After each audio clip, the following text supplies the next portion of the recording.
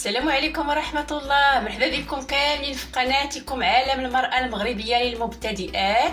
كنتمنى تكونوا بخير وعلى خير وانتم كتشاهدوا هذا الفيديو. اليوم ان شاء الله غادي نقدم لكم لي شوسون بعجينة رائعة وحشوة اقتصادية. تابعوا معايا المكونات وطريقة التحضير. بالنسبه للحشوه كنستعملوا اي خضره متوفره عندكم واي خضره كتفضلوها. انا استعملت هنا واحد الحبه ديال البصله حكيتها في الحكاكه الغليظه، واحد الحبه ديال الجزر حكيتها في الحكاكه الرقيقه، واستعملت هنا جوج فلفلات حلوين، وحده خضراء وحده حمراء قطعتهم قطع صغيره. وعندي هنا واحد الكميه قليله ديال الصدر ديال الدجاج قطعته قطع صغيره. ممكن تستعملوا الكفته. واستعملت هنا جوج ملاعق كبار ديال القزبر ومعدنوس وجوج ملاعق كبار ديال زيت الزيتون. وبالنسبه للعطريه استعملت واحد ملعقه صغيره ديال الابزار، ملعقه صغيره ديال السكنجبير والتحميره والملحه كتبقى على حسب الذوق، والخرقوم البلدي.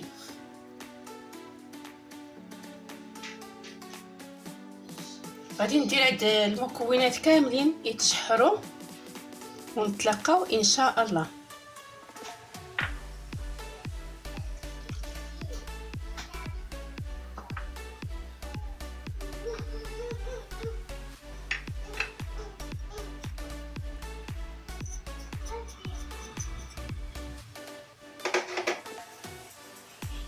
صافي الحشوه ديالنا ها هي طابت. دابا غادي نخليها جانبا حتى تبرد مزيان.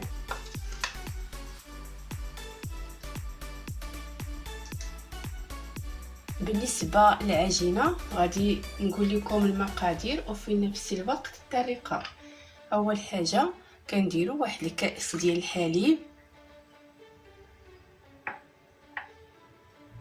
نصف كاس ديال زيت نباتيه،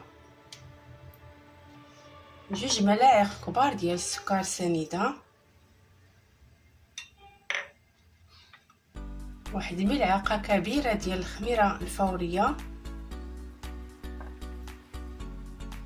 غادي نخلطوا هاد المكونات مزيان باش الخميره تفاعل.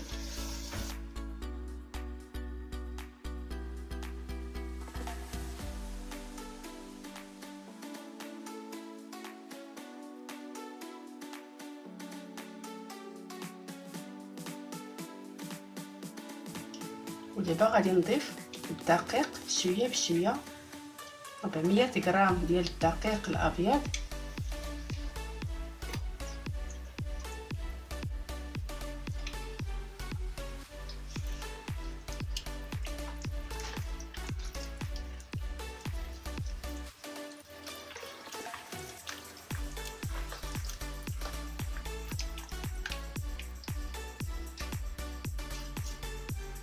وغادي نضيف واحد ملعقه صغيره ديال الملحه،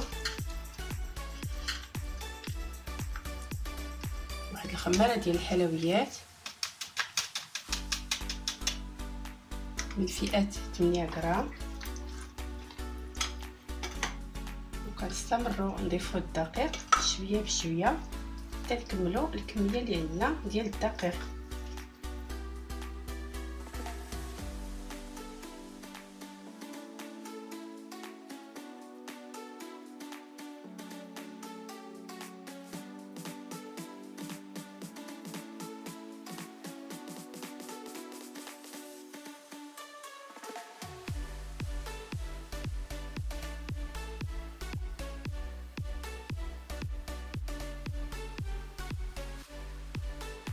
صافي كنبقى نضيف الدقيق شويه بشويه حتى نكمل الكميه اللي عندي ديال الدقيق، 400 غرام ديال الدقيق. هذا هو القوام ديال العجينه، كتكون رطبه وما خصهاش تلاصق مع اليدين. دابا غادي نسرحوها. هنا قسمت العجينه على جوج باش تجيني الخدمه سهله.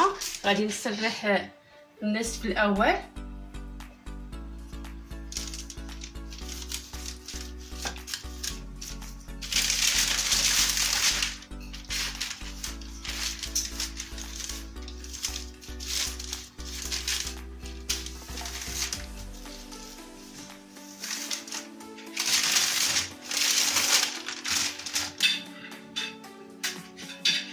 نرشو بالقليل ديال الدقيق الابيض.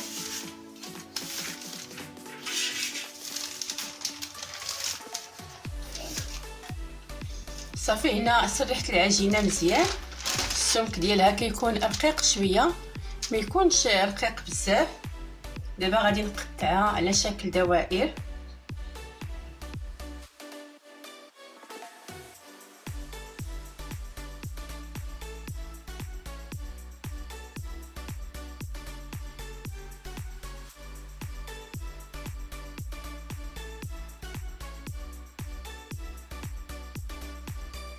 وناخذ الحشوه من بعد ما بردات، وغادي نديرو كل دائره ندير فيها واحد ملعقه كبيره.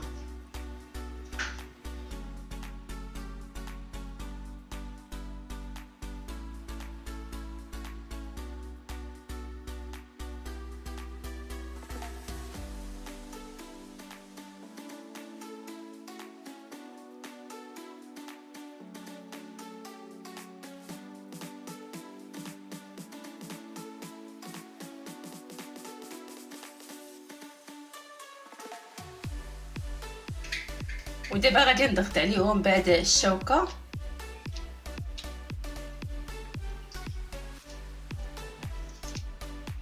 وغادي نديرهم في هاد اللاطه اللي فرشت ليها ورق الطهي.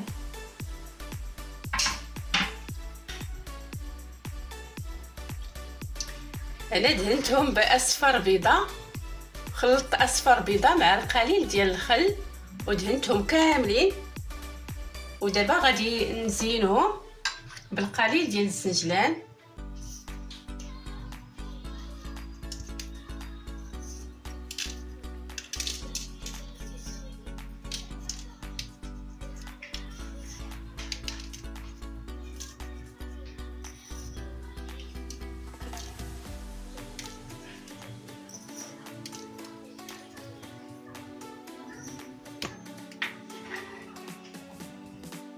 ودابا غادي ندخلوهم الفرن على نار مهيله حتى يطيبوا ويتحمروا، ونتلاقاو ان شاء الله في الشكل النهائي.